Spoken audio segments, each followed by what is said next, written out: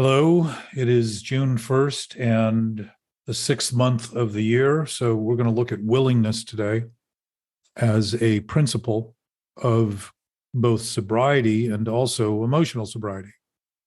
And what's interesting with hope and faith and trust and willingness and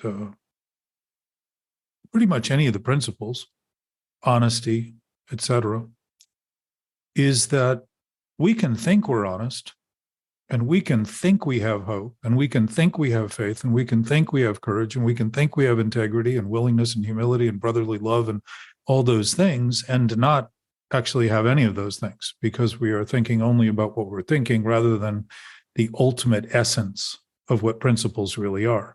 The principles we discuss are spiritual principles to reinforce the point that they are workable in all cases.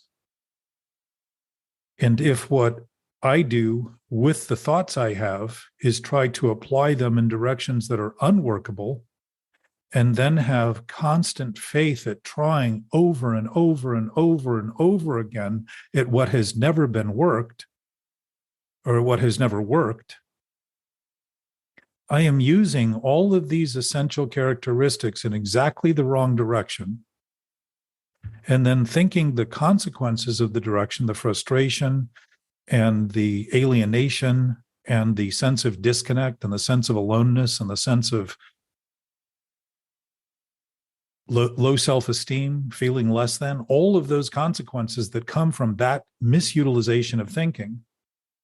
And it's certainly something I'm free to do, but the consequences of it are telling me the whole time that something is wrong. And so what I think in the desperation is that what I need to do is repeat it harder, longer, faster, with greater defensiveness, with greater defiance, with greater insistence. And so the problems persist. They don't go away. They remain there because they're accurate reflections of what I'm trying to do that will never work. So obsessive thoughts deal in never and impossibility. They'll never be happy. They'll never get what they're after because they're focused on impossibility. Obsessive thoughts are focused on thinking is reality and truth. And what happens when I think thinking is reality and truth is that I think who I am becomes all I think. So I feel if I don't think more and more about myself, that I'm losing my grip on reality and truth. When in fact, the more I think about myself, the more I generate thoughts over and over and over again about a self that doesn't even exist, except to the thinking of itself, that gives me an impression something seriously wrong. And rather than actually say thank you for that impression because the impression is right, I think of those things as things to get away with from because they're uncomfortable. So I continue to rationalize I'm not doing what I'm doing. And if I keep doing what I'm doing, I'm going to get better at avoiding what I'm doing by making believe that my preoccupation and thought has actually kept me from the consequence I'm creating, while in fact I'm constantly in the face of that consequence. I am both the creator of it and the effect of it, both simultaneously. And no effect precedes creation. So if I'm the creator and I continue to do it, I am going to have the same effect over and over and over and over again. And in compulsions, it's easy to look at those effects. It's maybe a little bit easier. I don't particularly think it is, but I think it's easier if you're looking at this for the first time, or if you're starting to consider that the nature of addiction is mental. It becomes obvious that we really don't see our thoughts like we see a drink or we see a drug or we see a gambling opportunity, a game of poker or a roulette wheel or a slot machine. All those things are visible. Food, we see it, we consume it, we touch it, we taste it. Thoughts, we don't have that with. They just happen in seemingly this void, but we're creating them. But what we do get from them are the effects that are created. We do notice the effects. So if we see the effects as the cause, we're blaming the effect and feeling a victim to it rather than noticing the effect cannot exist without a cause. And if we're feeling the effect, there's a pretty good chance we have caused that effect within our thinking. So thinking unclearly would have me think what I need to do is get away from the effects. And in the big book of Alcoholics Anonymous, it talks about the fact that we may not have liked the taste of alcohol, but we liked the effects. So what am I doing with my compulsions? I'm trying to feel better about what I'm doing mentally that's wrong. I'm trying to take the effects and modify them because I am not very good at addressing the fact that I am causing them. The nature of addiction is constantly feeling I'm a victim to what's happening, and that what's happening is happening to me. So I create ideas like my thoughts are attacking me as though they have a life of their own, and my brain is attacking me as though it has a life of its own, and my ego is attacking me as though it has a life of its own. And other people are attacking me as though their life has a greater impact on me than what I am doing with my own thinking, which happens, by the way, to exist exactly where my pleasure and pain zones are. So if I'm thinking about things to feel pleasurable by avoiding the pain, I'm actually maintaining the pain while pretending it isn't happening and wondering why it eventually gets to a point where I can't take it anymore. So these things may seem subtle, but they are so obvious when looked at clearly. And chronic obsessive thinking is the attempt to camouflage everything we're doing by preoccupying our thinking with things that aren't happening as though they're all that's happening. So that would be a pretty good definition of obsessive thinking. Now, insanity is very often defined as seeing and hearing things that don't exist. So if I'm talking to this imagined self about the thoughts I'm having about that imagined self, and I'm trying to negotiate a plea deal with that imagined self, so I can come to terms with that imagined self and start to act better with that imagined self and start to achieve things at a greater rate with that imagined self, I would suggest that's insane. And certainly emotional sobriety will not come out of that, because emotional sobriety is about emotional sanity. It's about living sanely. It's about starting to see that how things are is actually how they are. And if I begin to admit that alone, I can begin to take the foot off the gas of that willingness I've had to maintain manically those thoughts, thinking someday they'll get better. The harder I focus on them, the longer I pay attention to them obsessively.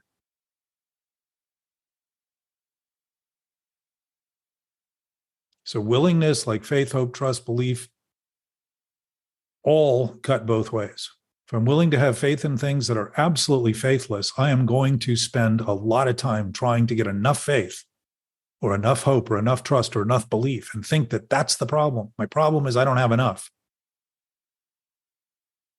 Lies will always produce lies. The idea that I need faith in an absolute source, when if I have any faith in an absolute source, would immediately no longer require me to have any faith, because I will know that absolute source simply by relying on it. The confirmation of that awareness will become confirmed immediately. And what do? I apply it. I start operating on that basis. I don't have to rethink what I did that was wrong to get to that place that's right, because that place that's right is so right, I can't even think of it anymore as being wrong, because it starts to become obviously something that is well beyond the thinking I do, because the presence of that awareness is so clear and so actually so profound that it's actually happening rather than something prayed for to happen, hoped for to happen, trusted in to happen, had faith in to happen. It's actually happening. Why? Because nothing is happening anywhere at any time other than in the present, now. For us as humans, it's here and now, because we have bodies that are functioning within a realm of spatial dimensions, time and space. It's what our bodies do. But our bodies are life forms. They're expressing life. They're a possibility of life. They are not life in its essence. They are a form of life, a life form. They are not our essence. Our essence is life. Our essence is truth. Our essence is reality. And we cannot talk our way out of that any more than we can talk our way into that. Because an absolute sense doesn't have coming and going, doesn't have more or less. There are none of those spatially dimensional concepts in an infinite source. None. And this doesn't describe an infinite source that is one infinite source against another infinite source. It's actually beginning to describe it as being something that we all share, no matter the religious beliefs, no matter the uncommonality of the divisions we create to consider other people are so wrong as to justify killing them or having contempt for them or minimizing them or oppressing them or suppressing them. Those are all contradictions of thought, nothing more. And why they're contradictions is because they contradict the essence of an absolute seamless awareness that we all share. If in fact God or this supreme consciousness, this ultimate authority, this ultimate power, this all-knowing, omniscient, omnipotent source actually is those things, then there is no division in it whatsoever. And the spatial dimensions we live in, the first, second, third dimension, fourth dimension, fifth dimension, very quickly turn into infinite realms. By the time you're in the fifth and sixth dimension, it's starting to completely melt all of the divisions that might seem to be real in the first and second and third and fourth dimension in terms of physics. So our physicality is simply a concept, a possibility within an infinite reality. So our reality doesn't become the limitations that we express in our own thinking and our own physicality. Those just become potentials to express that infinite source that has no limit, does not have any division because it's indivisible, cannot be violated because it's inviolable, cannot be muted because it's immutable. It can't be made quiet because it's an absolute silence. In that essence is an absolute knowing source that doesn't have to speak in language because it knows all that there is to know. And that present state of awareness is what we know and share right now. Always has been, always will be, because even in speaking about always has been and always will be, that's speaking about the past and future, which really don't exist other than in thought. The present right now is the sum total of everything that has ever happened, everything I've ever thought, everything I've ever done, everything everyone else has ever thought and done, everything that an animal, that oxygen, everything that has happened exactly the way it happened to be where we are now in this moment. This is the culmination of all of it. So the past is in the present. The future is in the present to the degree that what we do now impacts what we witness. If we draw a line in the sand in 10 minutes, that line will probably be in the sand. So what we do now has impressions, makes impressions. It doesn't mean there's a future because at any time we're witnessing that line in the sand, we're witnessing it from the present.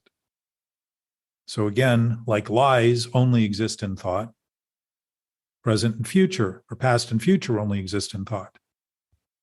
Isn't to say that we can't discuss history and look at it and consider it and contemplate it. But its bounty is in the present. And for each of us, if we're interested in healing and recovery, the source of that healing, that source of solution, that source of recovery is always in the present, not in the past.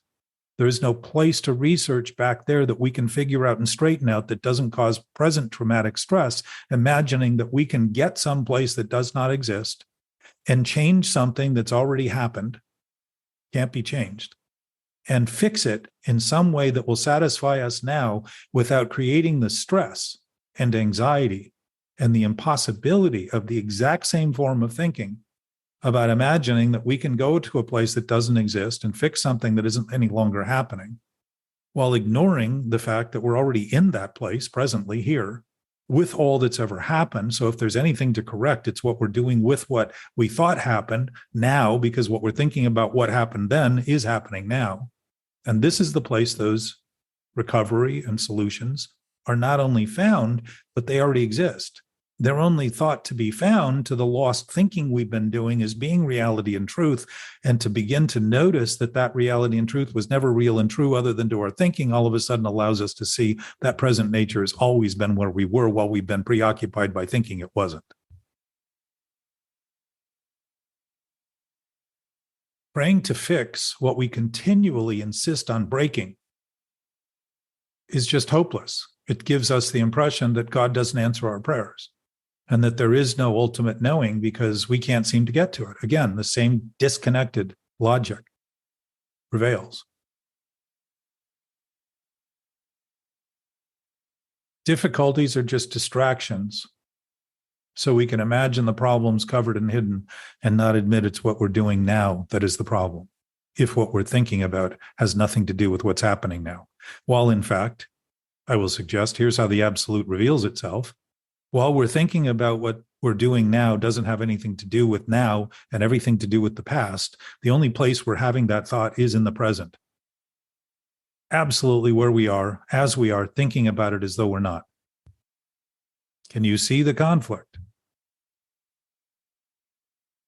We have been seeking and searching in humanity for millennia, trying to get to a place we've always been. No wonder we've been frustrated. No wonder we feel like we can't achieve it. It isn't because we can't achieve it, it's because it's already been achieved. It's because it's already what we have. It's already who we are. It's already as we are.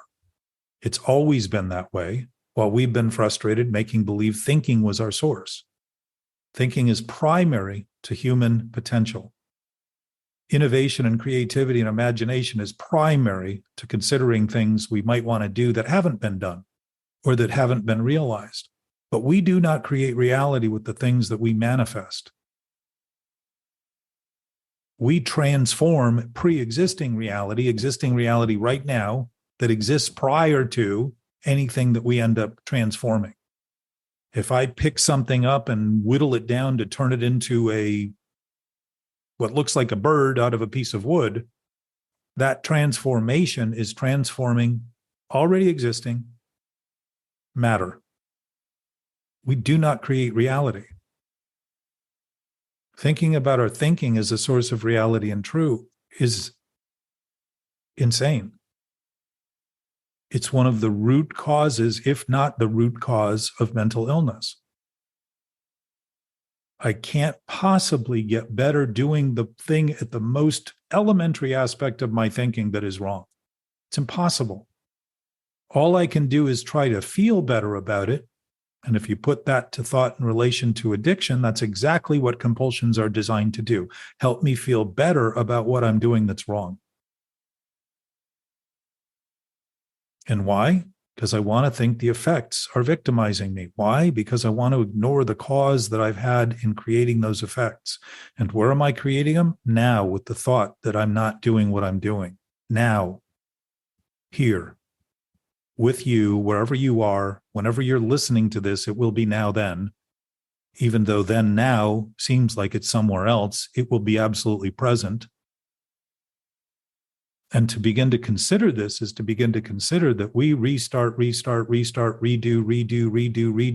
exactly what it is we claim to want to stop, and yet focus on the effects again as something to stop rather than notice the cause we create that continues to instigate that effect. We are all responsible. We are all free to choose. Freedom offers us choice when it comes to human endeavors. There is no choice in an absolute knowing source because it's already got everything. What is it going to choose? It doesn't have any lack. There is no scarcity in that. It's a realm that is hard to fathom in the rational nature of our typical thinking. But to begin to contemplate it is to begin to notice how quickly the thinking we do starts to become melted in relation to the idea that the limits we have any basis, because as soon as you begin contemplating something that is just pure white light with all knowing, the limits just vanish. Just like if you turn a light switch on, the darkness in the room vanishes. The darkness never wins.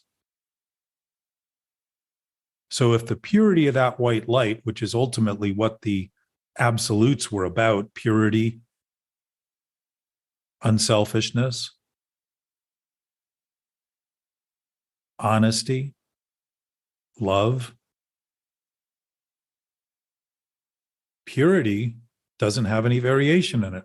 It's something that's static in a sense that it doesn't change, doesn't come or go. It doesn't have any coming or going to do. It isn't here or there. It's conveniently why it always seems to be wherever any of us are whenever we're willing to concede that maybe it exists. Maybe it's the platform for our existence. Maybe. We don't even have to think that it is. We don't even have to believe in it or have faith in it. But if we have any faith in it and any belief in it, and it's believable and faithful, we will be aligned in our thinking quickly and notice that that connection is intimate and immediate and has never been broken, other than this sick preoccupation with thought that we made believe was the source of our existence. Addiction seems like a subtle foe until seen clearly, when what's obvious is how obscene our delusion and willingness to defend, defy, and deny our experience has been. We are the complicators, not the universe, not God, not life, not other humans, each of us individually. It's what we think about what's happening that complicates what's happening. We are the problem makers. We are the difficulty in terms of our thinking. It isn't who we are, it is something we are doing. Thinking is something humans do. It is not who we are. We can't be something we do. And yet we talk about our jobs being who we are. I am a this, I am a that. We think of our words as defining us. Our words don't define us, they define our thinking. Something we're doing. There are no words in an infinite source because the language is an absolute knowing nature that does not speak in the same terms we do in language. Which is why all people, regardless of their language, can understand that absolute nature as quickly as they're willing to even consider it exists. It's pretty broadly recognized that people of all different types of languages seem to have spiritual experiences, seem to have connections, seem to have reliances on things that are well beyond the spoken. And if we share that, it's because it's absolutely part of our nature. It's just the essence of our nature, regardless of the language and all the divisions we've created to give ourselves distinction and a sense of exclusivity, while in fact it's actually given us a sense of loneliness and disconnectedness. Isn't to say we can't have those thoughts, but when seen as they are, we are not condemned by those things that we say and think, or think and say, because words always follow thoughts, just like outward actions, voluntary actions always follow a voluntary thought. The idea that these things are not something we are doing is the idea that we can continue to harbor the fact that we're victims to our own experience and have been given nothing other than irresponsibility and contempt and spite and hate and loathing. That's the nature, apparently, of nature, which would be God. That doesn't seem to make much sense, since those all seem to be pretty paltry exhibits of an experience that would be very narrow and limited and very divisive and very contemptful for other people and very spiteful of other people. We do not see others clearly when we see their wrongs. We see the wrongs we're thinking of them clearly. Start to wear that a little bit in your relationships with people. Start to notice that if this absolute nature that I'm suggesting we all share and that you must have is in fact accurate, then it too is accurate for all those others we've never even considered to exist. Every single one of them. Not only them, the plants, the animals, the water, the air, all of it is based on this same absolute nature. And to look at nature and recognize that it does not seem to argue like humans do about what to do, seeds follow the direction of the seed that they have. They do not try to be another tree. We fight and struggle over these things for the identity we're trying to fix and control because the imagination of who we are as what we think is wrong. And it's absolutely absurd to think something we can do, simply by thinking of itself, turns us into the self it thinks of, is missing the fact that all we're doing is thinking about our thinking. And what does that breed? More thought. It doesn't breed a self. It doesn't breed reality. It doesn't breed truth. It doesn't breed who we are and what we are. It simply breeds what we think. And what does that mean? More and more thinking. When we're thinking about our thinking, we're breeding more thinking. And yet, as we begin to concede even the possibility, the maybe, of an absolute knowing that we each have, it becomes obvious that it must be something we all have and share. And that to talk about it might help reinforce the thinking rather than talk about all the excuses we use to justify it can't possibly be, which reinforces the thinking that's wrong and the faith and the trust and the hope and the belief in things wrong, and making believe that more of the belief and more of the faith and more of the hope is going to fix it.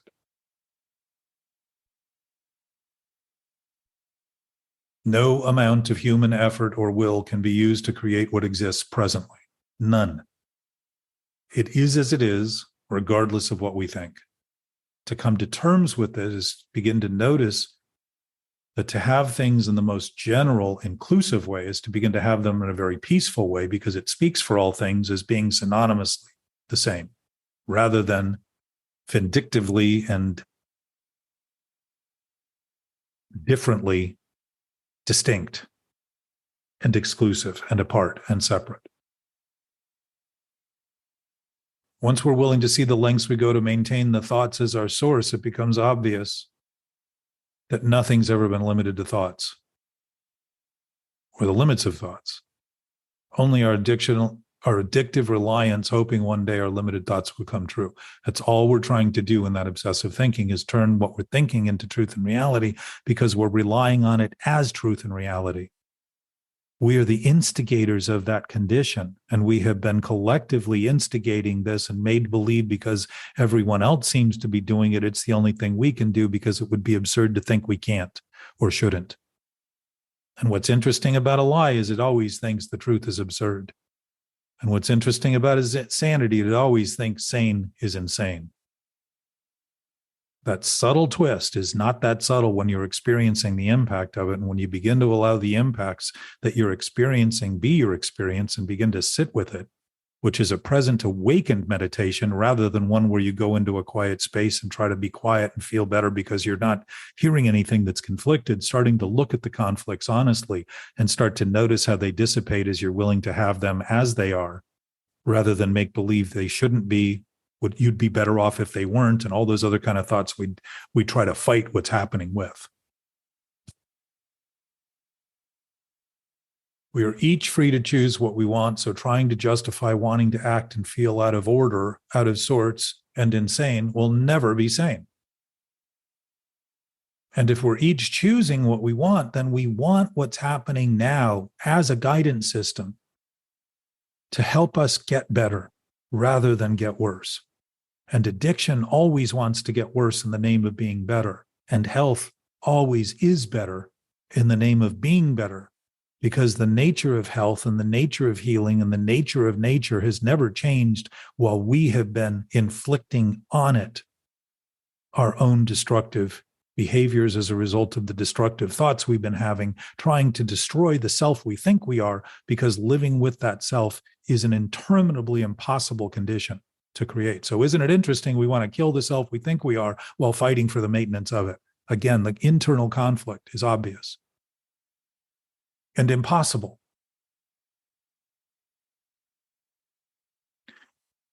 It's only our choices that have no basis, meaning they're just thoughts that are illusions, imagined, that have no basis in reality.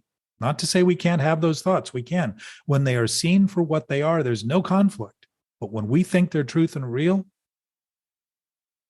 they will trigger our desperate effort to fix them. Because now we got to fix this thing that's broken.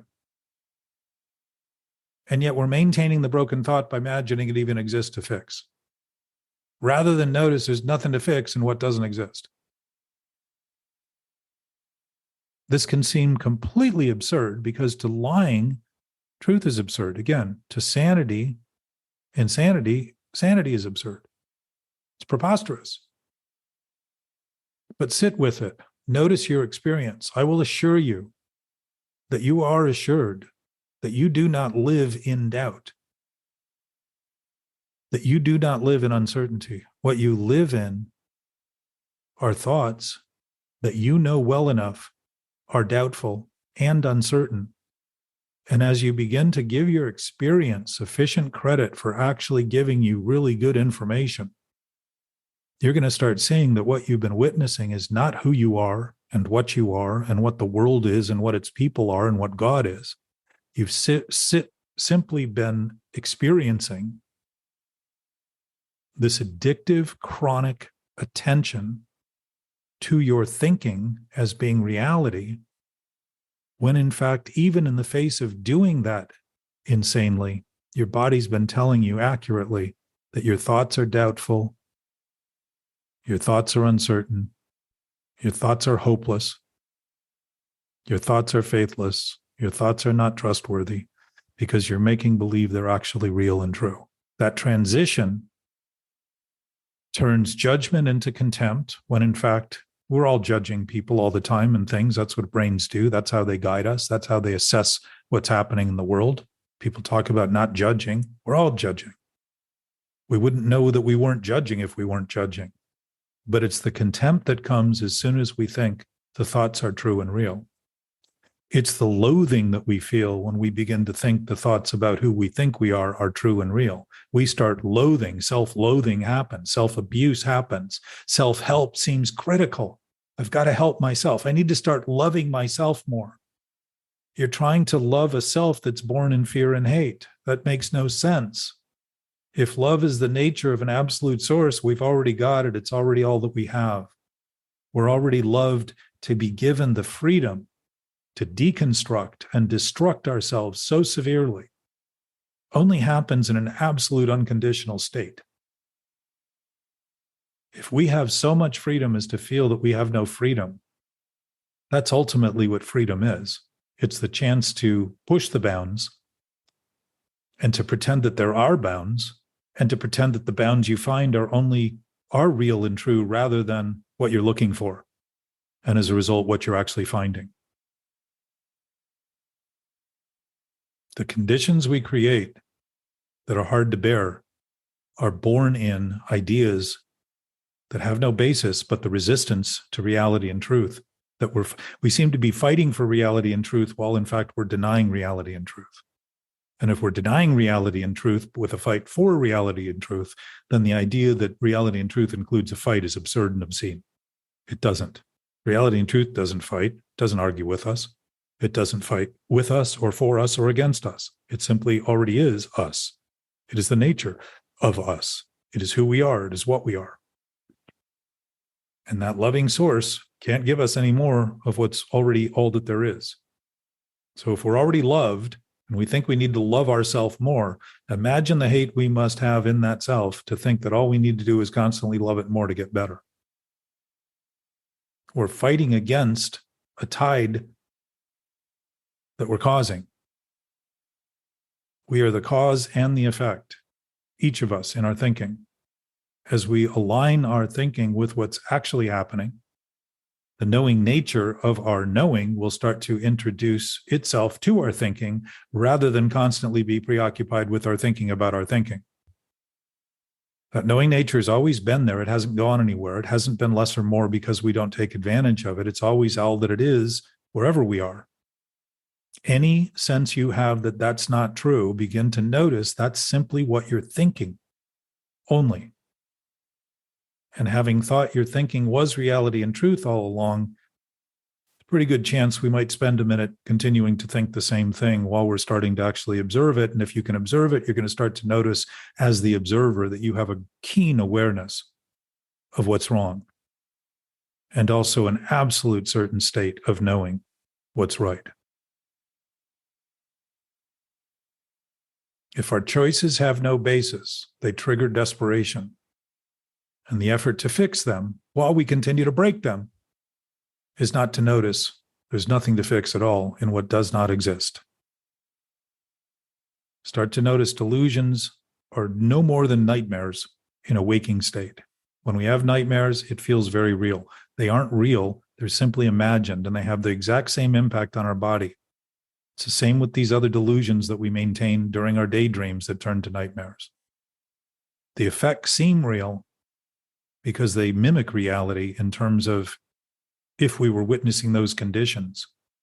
But it also lends, if we were witnessing those conditions, we might feel that same fear, that same dread, that same, if there's a bear attacking us, it might elicit those same kind of feelings. Here's the difference though. In illusion and delusion, we seem to never be able to escape the problem. In reality, our instincts will drive us to make decisions that will give us the best chance of escaping that seeming reality, that cause or that destructive, antagonistic threat. We loop around in circles in our thinking more about our thinking, and that's what desperation causes. Why? Because I don't want to sit still long enough to notice that all that's happening is what's happening right now as it's happening. And if the effects I'm feeling are uncomfortable, it is what I am thinking that is causing that, period. Not all the other ideas I have about what's happening to me and what's being done by others against me or whatever's happening in the world is irrelevant. Until I'm seeing clearly, I don't see anything in the world relevant. And as a result, everything I do affects everything in the most destructive way while I'm claiming to be thinking in ways that are saving and helping. And all I'm doing is helping myself the idea that I'm a big help. Anyway, that's an introduction to June, the beginning, an opening, a chance to look at the conversation we have on the first Sundays, every Sunday, but the last Sunday of each month. Next month's going to be a little different. I've got a memorial for my brother-in-law in Scottsdale. I'm going to be out on the 10th and also be gone the 11th. So we will miss that Sunday, which will be the second Sunday. And then we'll continue through the rest of the month without taking the last Sunday off. So I welcome you to join in the conversation, to see how difficult it can be to have the conversation openly, and to see how quickly thoughts that are reactive and presumed to be true sort of step in and start to take claim and all that, and that speaking to those in an enlightened state by any of us can be achieved quickly because it's our nature. And this other thing we've been doing is not our nature. Addiction is not our nature. It actually counters our nature. It's unnatural, unhealthy, dysfunctional. All of the things that would give us byproducts or effects of things we probably would rather not have are exactly all that we ever get from that kind of thinking. So I leave you with those thoughts. Hope there's something there of value. I expect that there is, given that it isn't what I say that is important here. It is what you hear and what you do with it. And also begin to notice that if there's anything being said that approaches an expression of reality and truth, then it's something you already know. It's not something I'm telling you. It's something you know. And if you know, and simply think you don't, there again is thinking interceding on the basis of thinking it's real and true. Unraveling this takes a minute. It doesn't actually, because it's never been raveled. But the thinking that we've been doing so chronically tends to take a minute to begin to notice and have a greater observatory capacity to say, oh, I'm doing it again. I'm starting it again. I can see it. I can see it. I can see it. If I'm seeing it, I'm obviously not it, because I can't be something that I see any more than, ironically, I can't see my own eyes, which are the thing that sees for my body. It's a very good metaphor for the fact that we don't see our thoughts. We're choosing them, but we're not seeing them. We're not seeing all the manifestations of them until we see the effects that they're creating. And if we're witnessing everything that's happening in our experience and pretending it shouldn't be happening, or we wished it wasn't happening, or we want something else to happen, we're not taking advantage of the absolute nature of the present state of things to educate us on our intent and what we want, and start to be responsible for noticing, if I didn't want it this way, it wouldn't be this way. So to think about it as not shouldn't be this way is just to intercede once again on behalf of thinking, rather than starting to actually look on behalf of knowing and saying, wow, I have some distance I might be able to get better at in terms of my thinking, because I make some pretty rash decisions expecting all that will happen is only what I think should happen. As a result of having this thought, because I've been thinking my thoughts are real and true, I think the manifestations of those thoughts should only be what I think they were when I originally made the decision or had the thought. To start noticing how things are actually going is to start noticing our intention is to have them exactly as they are, because ultimately they're giving us a perfect view into how our participation has affected things. And that is responsibility and choice and freedom, all combined. All basic principles of mental health. I will see you without seeing you on Sunday, and look forward to the chance to share again. And again, any interest, any thoughts, there's an email under the contact section of the website. Contact, I believe it's contact@mentalobsession.com. And we'd be interested in having any thoughts. If you have questions you want addressed that we can bring up during the weekly session, you're welcome to ask. And we look forward to hearing from you, or are glad that you're out there doing what you're doing as you're doing it, and interested in any kind of growth in any meaningful, productive, useful way.